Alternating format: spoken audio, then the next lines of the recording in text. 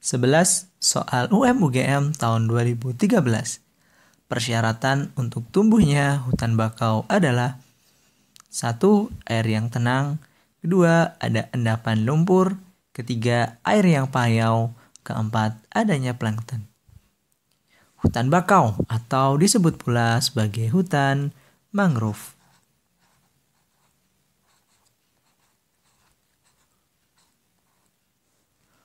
Hutan mangrove tentunya membutuhkan syarat untuk bisa tumbuh. Untuk yang opsi pertama, air yang tenang. Hal ini berlaku benar. Karena air yang tenang tanpa hadirnya banyak gelombang tentunya dapat membuat tumbuh kembang dari hutan bakau menjadi lebih pesat.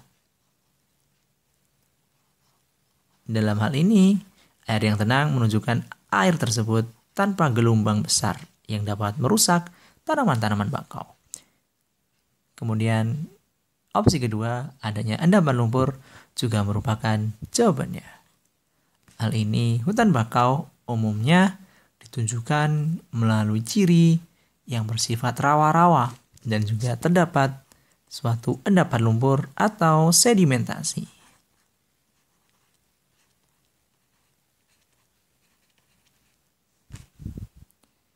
Kemudian opsi ketiga, air yang payau.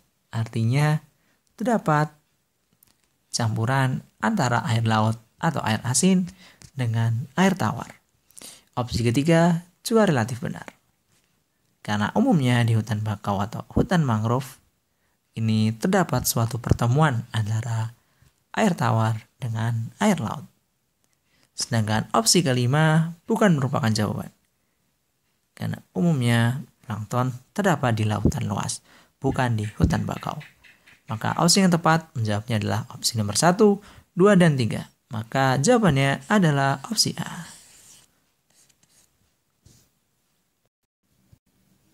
12. Soal SBMPTN tahun 2014. Tol laut menjadi program pembangunan pemerintah. Untuk mewujudkan pembangunan tersebut, Indonesia memiliki modal awal yaitu A. Daerah tujuan wisata, B. Pelabuhan bongkar muat, C. Jaringan jalan tol yang ada, D. Kapal penyeberang selat, E. Alur laut kepulauan Indonesia. Di masa ini sering sekali digencarkan pembangunan di bidang perairan. Salah satunya untuk menggenjot aksesibilitas di daerah perairan, maka dicanangkanlah kebijakan tol laut, di mana tol laut ini ditujukan untuk arus laut ataupun jalur laut yang diperuntukkan untuk pengangkutan barang, produksi, dan lain sebagainya. Adapun Indonesia tentunya sudah mempunyai modal. Modal ini tertuang dalam beberapa opsi berikut. Untuk yang opsi A, daerah tujuan wisata, tentu tidak menjadi modal untuk terbentuknya tol laut atau jalur perjalanan antar pulau. Kemudian pelabuhan bongkar muat juga bukan merupakan modal awal Indonesia. Kemudian jaringan tol yang ada juga bukan. Kemudian opsi D, kapal penyeberang selat, tentu juga bukan jawabannya.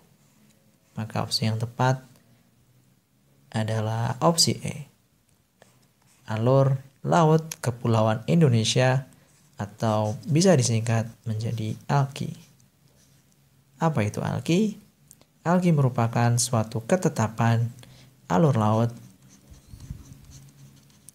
yang mengizinkan kapal-kapal asing ataupun kapal internasional untuk boleh melintas ataupun boleh singgah atau juga transit untuk sekedar bisnis perdagangan ataupun lain sebagainya. Hal inilah yang menjadikan Indonesia memiliki modal awal untuk mewujudkan pembangunan di bidang perairan. Maka opsi E, adalah opsi yang tepat. 13. Soal SBMPTN tahun 2016. Pengaruh luas wilayah terhadap kemajuan suatu negara adalah A. Luas wilayah mempengaruhi kondisi topografi dan temperatur untuk aktivitas pertanian. B. Luas wilayah mempengaruhi interaksi budaya dengan negara dalam kawasan yang berdekatan. C. Luas wilayah mempengaruhi morfologi daerah sebelum membangun bangunan, jembatan, dan lain sebagainya. D. Luas wilayah mempengaruhi banyak sedikitnya sumber daya alam dan sumber daya manusia. E. Luas wilayah mempengaruhi kandungan mineral organik dalam tanah dan juga kesuburan tanah. Adapun luas wilayah terkait dengan panjang atau lebarnya suatu wilayah tersebut. Tentunya semakin luas suatu wilayah, maka secara umum dapat kita artikan semakin banyak pula suatu sumber daya baik alam ataupun manusia yang berada di wilayah tersebut. Sehingga hal ini berkorelasi positif. Jadi semakin luas wilayah, maka semakin banyak pula sumber daya alam ataupun sumber daya manusia yang bisa diperoleh. Maka hal ini dapat dijadikan untuk kemajuan suatu negara. Maka jawaban yang tepat adalah opsi D. 14. Soal SBMPTN tahun 2017. Hutan bakau di pesisir tidak hanya berfungsi sebagai penyeimbang antara proses pengembangan dan pengurusan, melainkan juga berfungsi sebagai 1. Habitat kepiting, 2. Tambak, 3. Pemijahan ikan, 4. Sumber kayu bakar. Hutan bakau atau disebut pula sebagai hutan mangrove.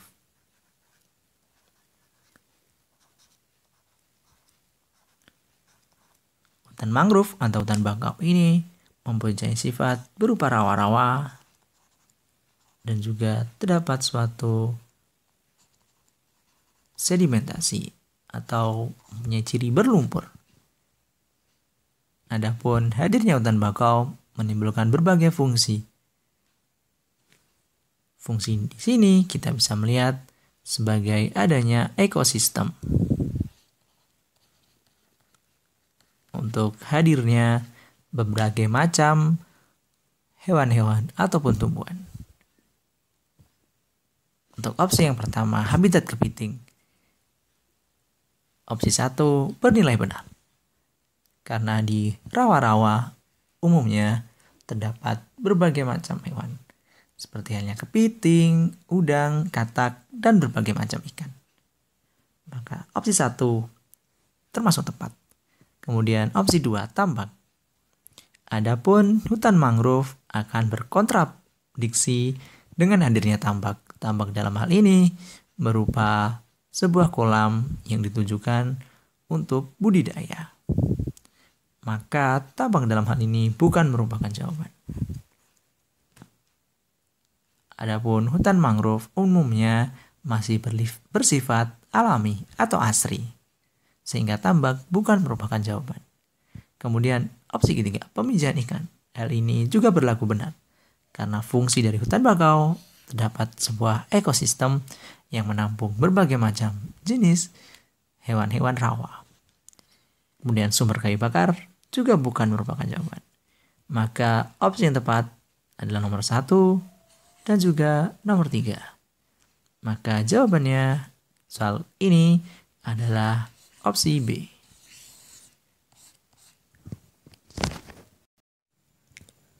15. Soal SBMPTN tahun 2018. Salah satu pengaruh positif dari posisi silang Indonesia adalah A. Menjadi tujuan relokasi industri negara maju. B. Menjadi jalur lalu lintas perdagangan dunia. C. Masuknya ideologi yang tidak sesuai. D. Masuknya budaya yang merusak budaya nasional. E. Terjadinya akulturasi budaya. Indonesia tentunya terletak di antara dua benua besar, yakni benua Asia dan juga benua Australia. Tidak hanya itu, Indonesia juga terletak di antara dua samudra besar, yakni Samudra Pasifik dan juga Samudra Hindia. Hal ini menjadikan Indonesia terletak di posisi silang antara dua samudra besar dan juga dua benua besar. Hal ini menjadikan Indonesia sangat strategis letaknya. Maka pengaruh positif dari posisi silang Indonesia adalah menjadi jalur lalu lintas perdagangan dunia, baik melalui Asia, melalui Australia, ataupun melewati kedua dari samudra ini. Maka Indonesia menjadi negara transit, negara dilewati dari jalur lalu lintas perdagangan dunia. Maka opsi B adalah opsi jawaban yang tepat. 16. Soal SBMPTN tahun 2013. Indonesia sebagai negara maritim memiliki wilayah perairan yang luas.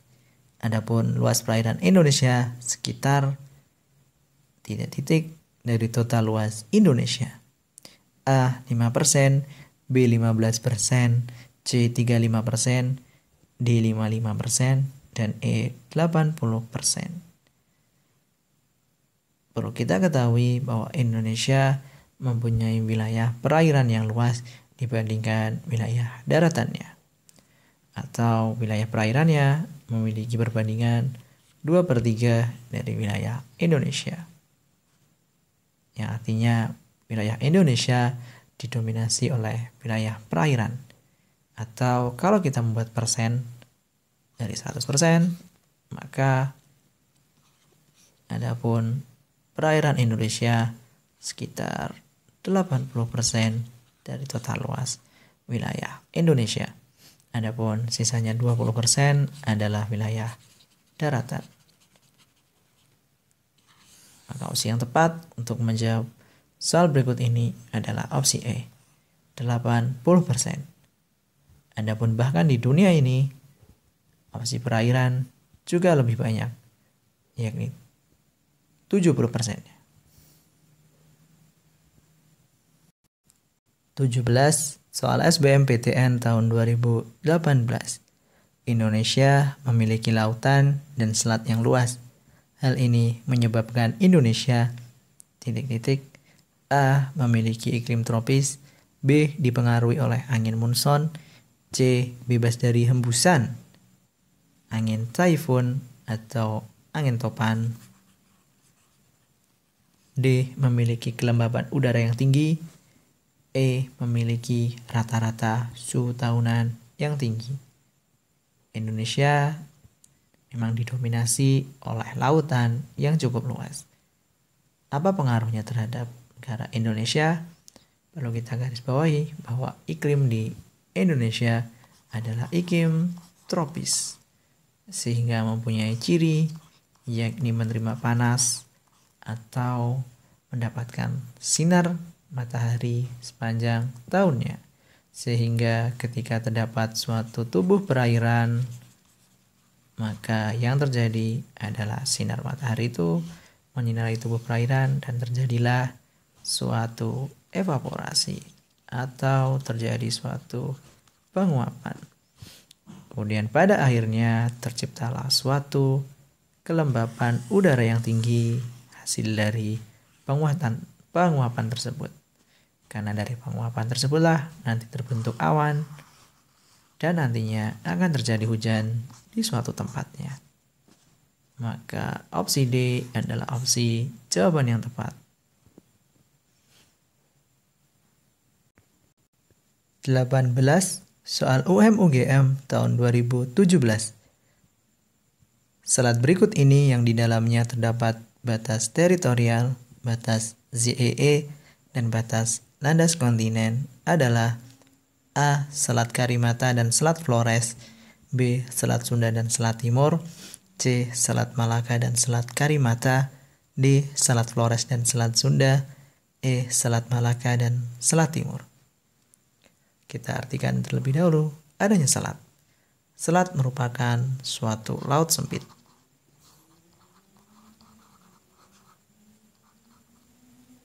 yang menghubungkan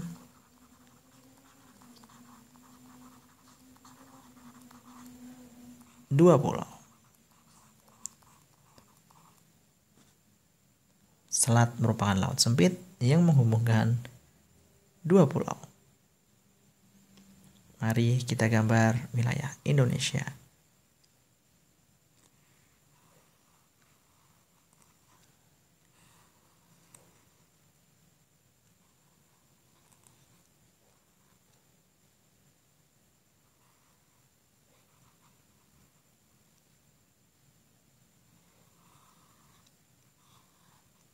Berikut adalah sebuah ilustrasi dari negara Indonesia.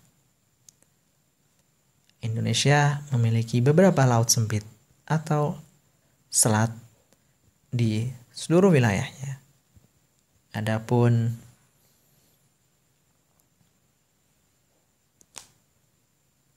antara Pulau Sumatera dan Pulau Jawa terdapat suatu selat yang disebut sebagai Selat Sunda. Kemudian berbatasan masih sama Pulau Sumatera dengan Pulau Kalimantan terdapat suatu selat juga yang bernama Selat Karimata.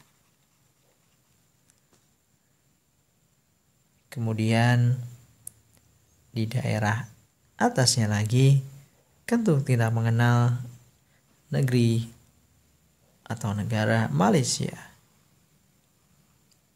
Maka antara Pulau Sumatera dengan negara Malaysia terdapat pula laut kecil atau laut sempit yang menghubungkan dua pulau tersebut. Maka di sini terdapat suatu selat Malaka.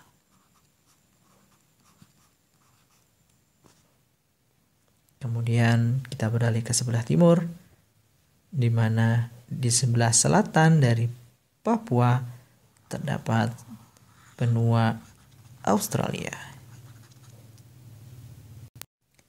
Maka selatan dari Nusa Tenggara Timur ataupun Barat terdapat laut sempit yang menghubungkan dua pulau. Maka disebut sebagai Selat Timur.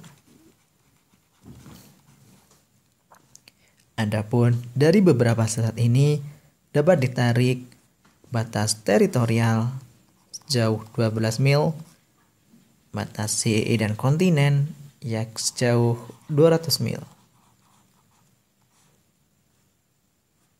Adapun penarikan teritorial dan CEE sama menggunakan garis pantai terluar dari setiap pulaunya.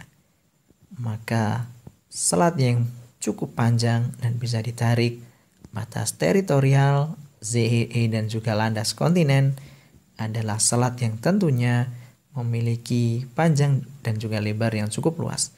Maka di sini terdapat Selat Malaka dan juga Selat Timur yang bisa ditarik ketiga batas tersebut. Maka jawaban E adalah jawaban yang tepat.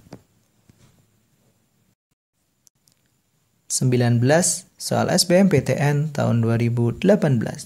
Perhatikan nama-nama perairan berikut.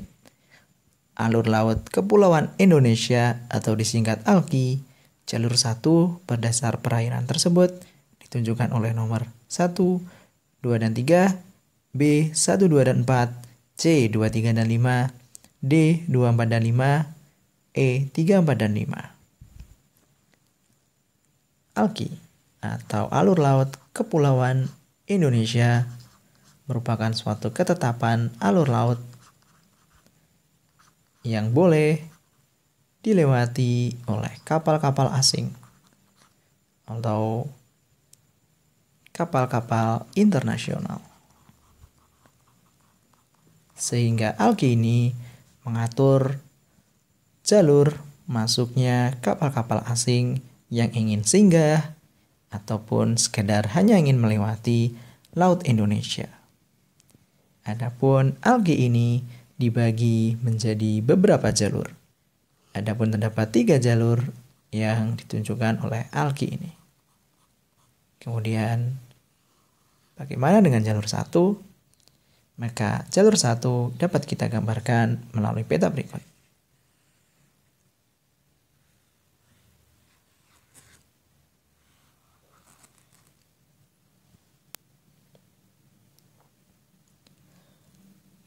Algi jalur 1 dapat ditunjukkan dari Laut Cina Selatan sebelah sini.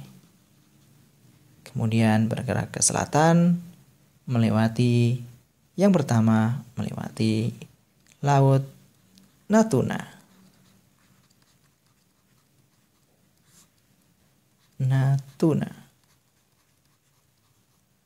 Setelah melewati Natuna bergerak ke selatan lagi, maka akan melewati selat atau laut yang sempit.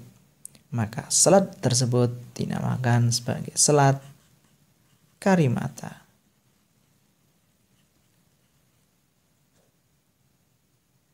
Selat Karimata berada di antara Pulau Sumatera dan juga Pulau Kalimantan. Kemudian bergerak ke selatan lagi, maka lewatlah suatu selat yang lain yang disebut sebagai Selat Sunda. Kemudian setelah Sunda, maka bergerak ke selatan lagi, bertemulah Samudra Hindia. Jalur ini, jalur arki 1 mengatur perjalanan dari Laut Cina sampai Samudra Hindia. Maka perairan yang tepat ditunjukkan oleh nomor 1, 2, dan juga nomor 4. Maka opsi B adalah jawaban yang tepat untuk soal berikut ini. 20. Soal SBMPTN tahun 2018. Perhatikan pernyataan berikut. Berdasarkan pernyataan tersebut, faktor lokasi yang dapat mendukung Indonesia menjadi negara poros maritim dunia ditunjukkan oleh nomor A 1 dan 2, B 1 dan 4, C 2 dan 3, D 3 dan 4, E 4 dan 5. Mari kita perhatikan opsi pertanyaan berikut. Untuk opsi yang pertama terletak di garis khatulistiwa, tentu sangat mendukung Indonesia untuk menjadi negara poros maritim dunia. Namun terbebas dari angin tipun atau angin topan atau angin tornado bukan merupakan hal yang mendukung. Pernyataan berikut tidak mendukung Indonesia sebagai negara poros maritim dunia. Kemudian opsi yang kedua, mempunyai gunung tinggi dan lautan yang dalam juga bukan merupakan faktor yang menjadikan negara kita menjadi jalur lalu lintas perdagangan dunia. Kemudian ketiga, mempunyai kebudayaan yang beragam juga bukan merupakan jawabannya. Maka opsi yang tepat untuk menjawab soal nomor 20 ini adalah pernyataan 4 dan juga pernyataan 5. Faktor-faktor inilah yang menjadikan negara kita menjadi pusat dari jalur lalu lintas perdagangan dunia melalui perairan. Maka terdapatnya 2 samudra dan 2 benua menjadikan Indonesia menjadi letak yang sangat strategis. Kemudian di opsi kelima, tentu hal ini juga dilatar belakangi karena Indonesia memiliki kekayaan atau sumber daya alam yang melimpah. Dimulai dari perikanan, dimulai dari sumber daya manusianya, dan kemudian yang lain sebagainya yang sangat melimpah. Maka opsi A adalah jawaban yang tepat untuk soal berikut.